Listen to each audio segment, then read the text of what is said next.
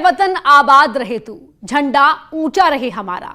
जब भी 15 अगस्त जैसे पर्व आते हैं ये गाने गलियों में गूंजने लगते हैं। स्वतंत्रता दिवस पर एक बार फिर इन गानों ने आजादी के दीवानों की याद दिलाती है और पूरा देश अपने उन नायकों को नमन कर रहा है।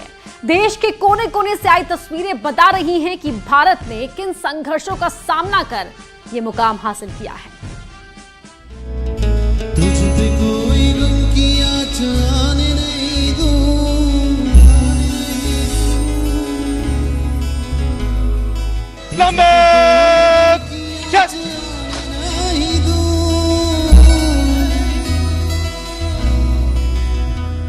कुर्बान मेरी जान तुझ पे शाद रहे तू,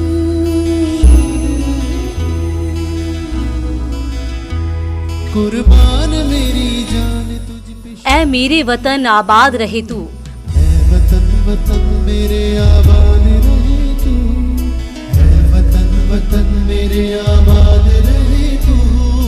मैं जहाँ रहूं जहाँ में याद रहे तू, मैं जहाँ रहूं जहाँ में याद रहे तू। ऐ वतन मेरे वतन मेरे वतन। आज जो हम स्वतंत्र भारत में सांस ले रहे हैं उसके पीछे मां भारती के लाखों बेटे बेटियों, उनका त्याग, उनका बलिदान। भारत का हर वीर सिपाही पत्थर की दीवार है।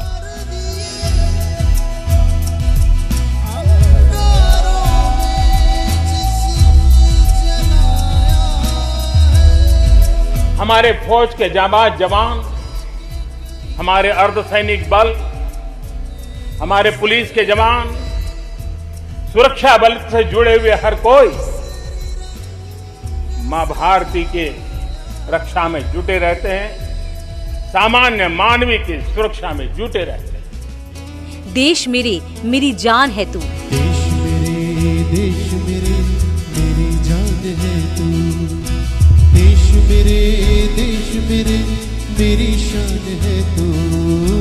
देश मेरे मेरी जान है तू। नहीं मिटते डराने से, नहीं डरते वतन। ये तस्वीरें, ये जोशीले गाने और ये लाल किला जब भी आंखों के सामने होते हैं, जब भी ये गीत कानों तक पहुंचते हैं, रोम रोम रोमांचित हो उठता है, सीना गर्व से चौड़ा हो जाता है। आसमान में लहराता तिरंगा हमें आजाद भारत में सांस लेने का एहसास कराता है। उन वीर सपूतों की याद कराता है जो लौट कर घर नहीं आए, जिन्होंने अपनी जान देकर हमें खुले आसमान में सांस लेने का मौका दिया, जिन्होंने आजाद भारत का निर्माण किया। और जवानों की तस्वीर हमें भरोसा देती है कि जब तक वो सरहद पर हैं, मिटाने से भी हम नहीं मिट सकते और आखिरी सांस तक ये हमारी रक्षा करते रहेंगे। इसीलिए तो कहते हैं सारे जहां से अच्छा हिंदुस्तान हमारा।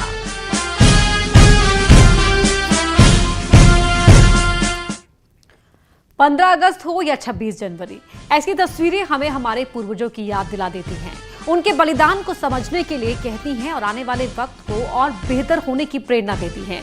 स्वतंत्रता दिवस के मौके पर सुबह से ही देश के कोने कोने से ऐसी तस्वीरें आई जो शायद आप तक ना पहुंची हो। विदेशों से भी कुछ वीडियोज आए हैं जिन्हें देखने के बाद सीना गर्व से भर जाता है।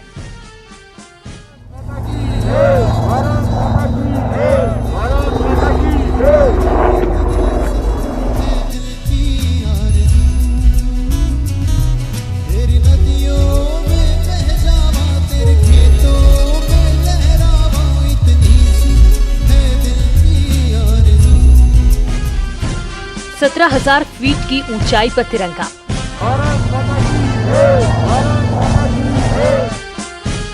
LAC पर आजादी का जश्न।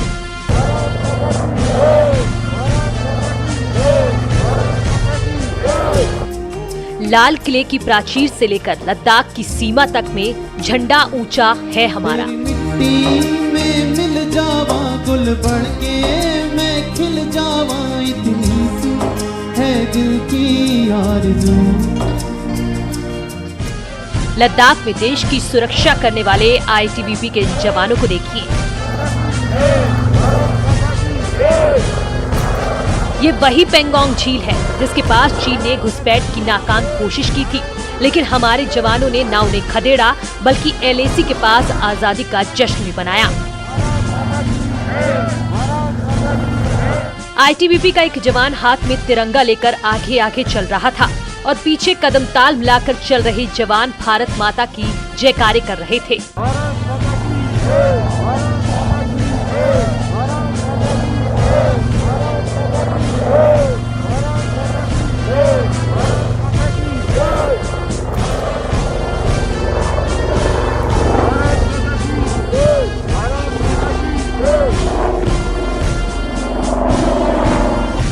लद्दाख की पेंगोंग त्सो नदी के तट पर स्वतंत्रता दिवस की जश्न की ये तस्वीरें हमारा हौसला हैं, हमारी शान है।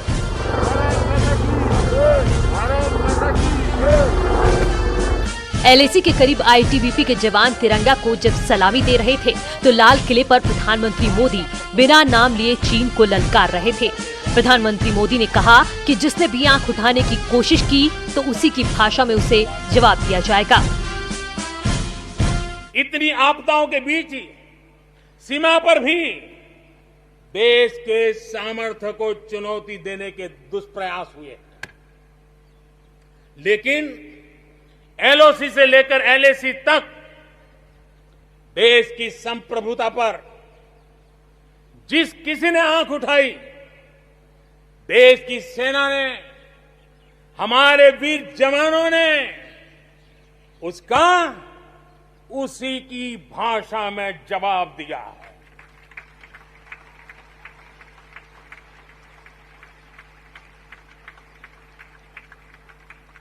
भारत की संप्रभुता की रक्षा के लिए पूरा देश एक जोश से भरा हुआ है, संकल्प से प्रेरित है और सामर्थ्य पर अटूट श्रद्धा के साथ आगे बढ़ रहा है। प्रधानमंत्री मोदी ने लद्दाख में जवानों के शौर्य को याद किया और कहा कि दुनिया ने भी ये देखा है कि हमारे जवानों ने लद्दाख में क्या किया। इस संकल्प के लिए हमारे वीर जवान क्या कर सकते हैं, देश क्या कर सकता है, ये लद्दाख में दुनिया ने देख लिया है।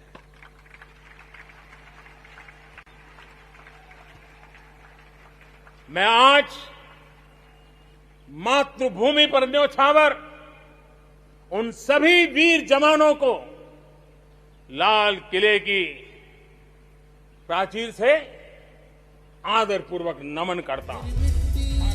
कोरोना वायरस महामारी के बीच देश ने लद्दाख और लाल किले तक 74वां स्वतंत्रता दिवस मनाया। सोशल डिस्टेंसिंग का पालन करते हुए प्रधानमंत्री मोदी ने 7वीं बार लाल किले पर तिरंगा फहराया और इसी के साथ उनके नाम एक रिकॉर्ड दर्ज हो गया। पंडित जवाहरलाल नेहरू, इंदिरा गांधी और मनमोहन सिंह के बाद प्रधानमंत्री मोदी ने लाल किले पर सबसे ज्यादा तिरंगा फहराया है। गैर कांग्रेसी में प्रधानमंत्री मोदी पहले ऐसे नेता हैं जिन्होंने ये इतिहास रचा है। लाल किले पर पीएम मोदी ने तो लद्दाख में सैनिकों ने तिरंगा फहराया, तो लखनऊ में सीएम योगी ने देश के लिए कुर्बानी देने वालों को याद किया। वहीं देहरादून में भी आजादी का जश्न मनाया गया, लेकिन इस जश्न के बीच कुछ ऐसी अनोखी तस्वीरें भी आई हैं जो हमें बताती हैं कि मुश्किलें चाहे कितनी भी हो, लेकिन इस मौके पर हम अपने लोगों की कुर्बानी को नहीं भुला सकते।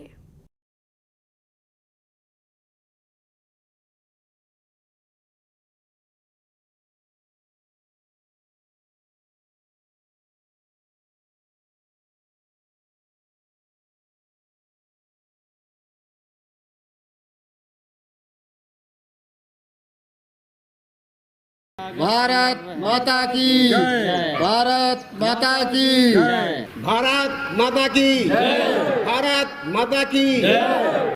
लद्दाख और केदारनाथ की 2 तस्वीरें देखिए।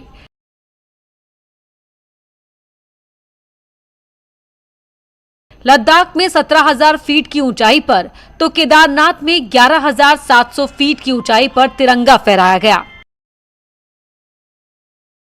केदारनाथ शिव का 11वां ज्योतिर्लिंग है। भगवान शिव के 12 ज्योतिर्लिंगों में बहुत खास है केदारनाथ। इनकी महिमा का पुराणों में जिक्र है और इस पवित्र मंदिर के पास लहराता तिरंगा देखना बेहद ही सुखद एहसास देता है। बहराइच से आई तस्वीरें पुलिस के जज्बे को बयां करती हैं। घुटने तक बारिश का पानी भरा था, कहीं भी 1 इंच सूखी जमीन नहीं थी, लेकिन ऐसे में भी पुलिस ने तिरंगा फहराया।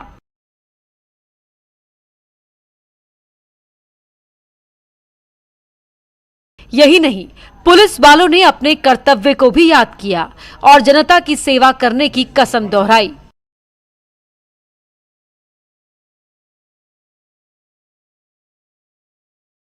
बहराइच के थाना बौंडी की ये तस्वीरें पूरे देश में वायरल हो रही हैं। ये तस्वीरें हमें सीख दे रही हैं कि हम किसी भी मुश्किल में हो, चाहे कोरोना हो या बाढ़, आजादी के पर्व को मनाने से हमें कोई नहीं रोक सकता। स्वतंत्रता दिवस के जश्न की ये तस्वीरें बाराबंकी की हैं। स्कूल में कमर तक पानी है, लेकिन हौसला हिमालय से भी ऊंचा। बाढ़ की जैसी स्थिति है, लेकिन इसके बावजूद स्कूल के अध्यापकों ने तिरंगा फहराया और भारत माता की जयकारे भी लगाए।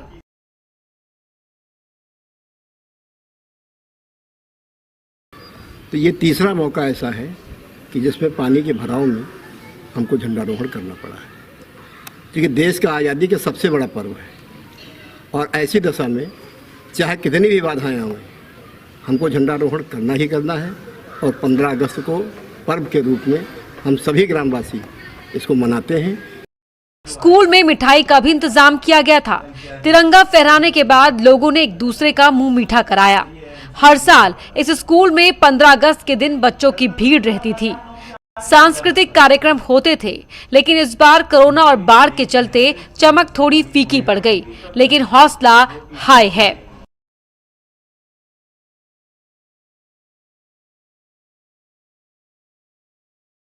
तो हम लोगों ने एक निश्चय किया कि झंडारोहण करना है और सभी बाधाओं को पार करते हुए हम लोग विद्यालय पहुंचे और माननीय अतिथि महोदय के द्वारा झंडारोहण विधिवत किया गया। बाराबंकी की तरह सीतापुर के भी कई स्कूलों में पानी के बीच 15 अगस्त को सेलिब्रेट किया गया। बरसात का सीजन होने की वजह से अक्सर 15 अगस्त पर कई स्कूलों में जल जमाव हो जाता है, फिर भी हर स्कूल में इसी तरह तिरंगा फहराया जाता है। काशी में भी लोगों ने स्वतंत्रता दिवस को सेलिब्रेट किया। भारत माता मंदिर में अखंड भारत का अद्भुत नक्शा तैयार किया गया था।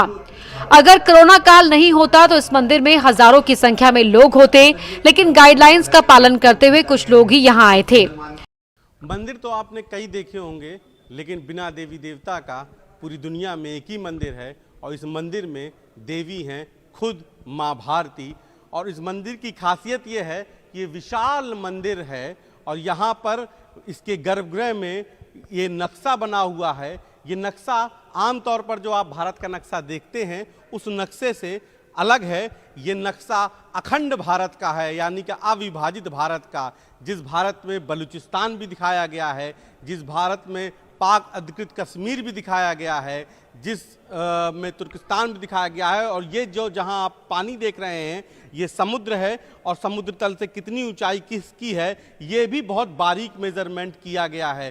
तो इस मंदिर को हर 26 जनवरी और 15 अगस्त यानी गणतंत्र दिवस उस पर और स्वतंत्रता दिवस पर लोग यहाँ आते हैं और यहाँ पर माँ भारती की आरती करते हैं। और रोज़ आमतौर पर लोग इसके दर्शन करने आते हैं और ख़ास तौर से जो है स्वतंत्रता दिवस और गणतंत्र दिवस पर युवा यहाँ आकर माँ भारती का गीत गाकर उनका अभिनंदन करते हैं। मेरे वतन के लोगों जरा आँख में भर लो पानी, जो शहीद हुए हैं उनकी जरा याद करो कुर्बानी। जय हिंद के लोग। लाल किले पर पीएम मोदी तो लखनऊ में सीएम योगी ने तिरंगा फहराया। विधानसभा के बाहर सोशल डिस्टेंसिंग का पालन करते हुए सीएम योगी ने तिरंगा झंडा फहराया और भारत के लिए बलिदान देने वाले और भारत का निर्माण करने वाले विभूतियों को याद किया। देहरादून में सीएम त्रिवेंद्र सिंह रावत ने तिरंगे को सलामी दी और उत्तराखंड की राज्यपाल ने भी तिरंगा फहराकर वीर सपूतों को याद किया। Bureau report, news 18। PM Modi ने एक बड़ा ऐलान किया। लाल किले से डिजिटल हेल्थ मिशन लॉन्च किया गया। इस यूनिक आईडी में आपके स्वास्थ्य की कुंडली होगी। National digital health mission Bharat के हेल्थ सेक्टर में नई क्रांति लेकर आएगा। पीएम मोदी ने कहा कि आपके हर टेस्ट, हर बीमारी, आपको किस डॉक्टर ने कौन सी दवा दी, कब दी, आपकी रिपोर्ट्स क्या थी, ये सारी जानकारी इसी एक हेल्थ आईडी में होगी। लाल किले से पीएम मोदी ने एक और बड़ा ऐलान किया। उन्होंने कहा कि अब हर गांव में ऑप्टिकल फाइबर पहुंचाने का काम किया जाएगा। डिजिटल इंडिया, कैशलेस इकोनॉमी, अब डिजिटल हेल्थ मिशन।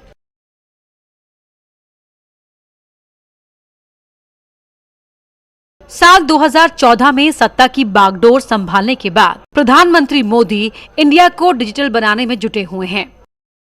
पैसे के लेन देन हो या कोरोना काल में देश की निगरानी करना या ऑनलाइन पढ़ाई हो, ये सब कुछ डिजिटल इंडिया की वजह से संभव हो रहा है। और इसी कड़ी में 15 अगस्त 2020 को लाल किले से पीएम मोदी ने डिजिटल हेल्थ मिशन लॉन्च किया। आज से नेशनल डिजिटल हेल्थ मिशन उसका भी आरंभ किया जा रहा है।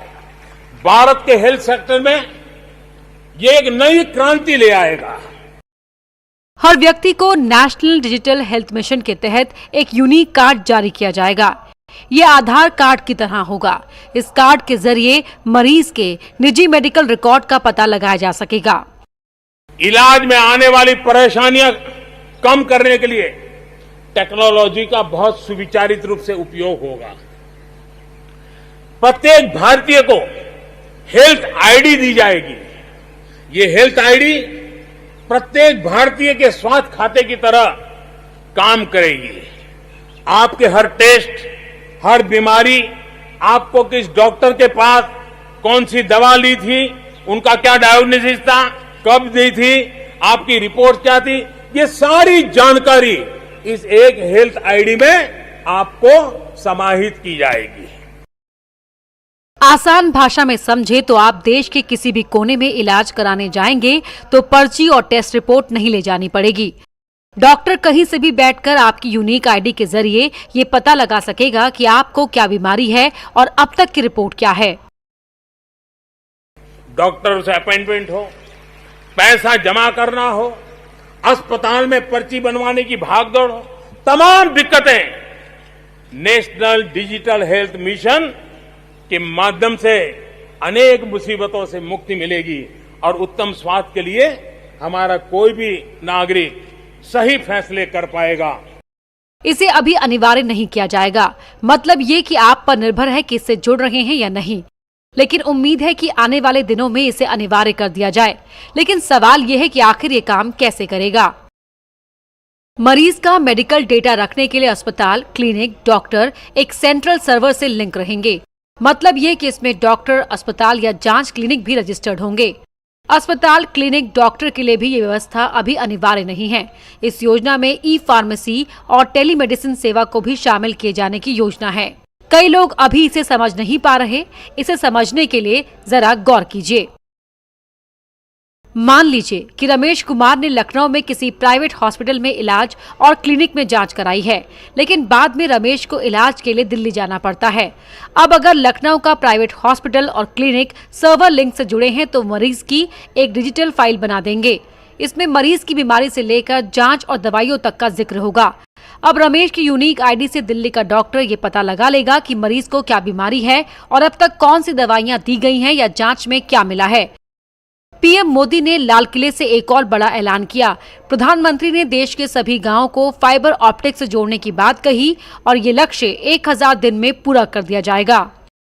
सभी 6 लाख से ज्यादा जो हमारे गांव है, उन सभी गांवों में ऑप्टिकल फाइबर नेटवर्क पहुंचाया जाएगा।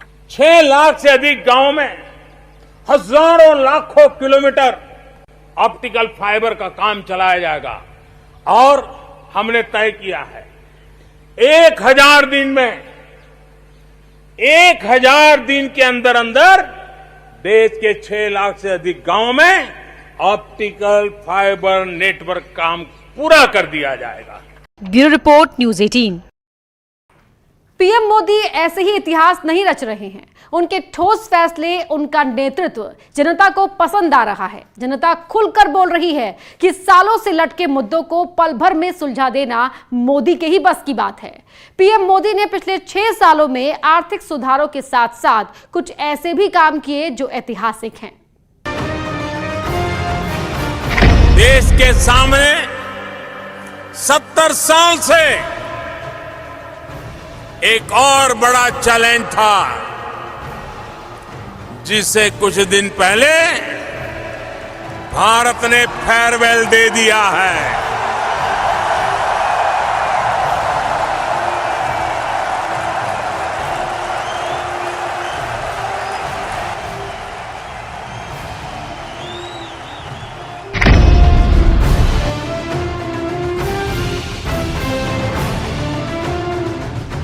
अगर इस देश में हम सती प्रथा को खत्म कर सकते हैं, हम भ्रूण हत्या को खत्म करने के कानून बना सकते हैं, अगर हम बाल विवाह के खिलाफ आवाज उठा सकते हैं, हम दहेज में लेन देन की प्रथा के खिलाफ कठोर कदम उठा सकते हैं, तो क्यों न हम 3 तलाक के खिलाफ भी आवाज उठाएं।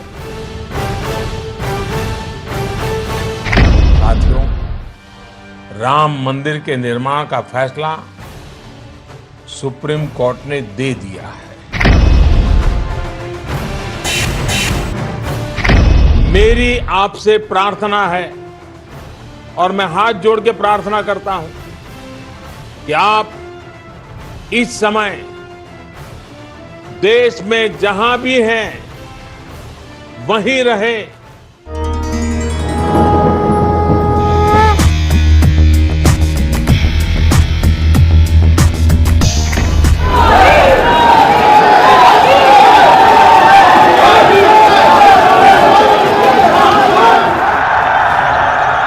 मई 2019 में जब दूसरी बार पीएम मोदी की सरकार बनी तो देश ने नई उम्मीदों के साथ उड़ान भर दी।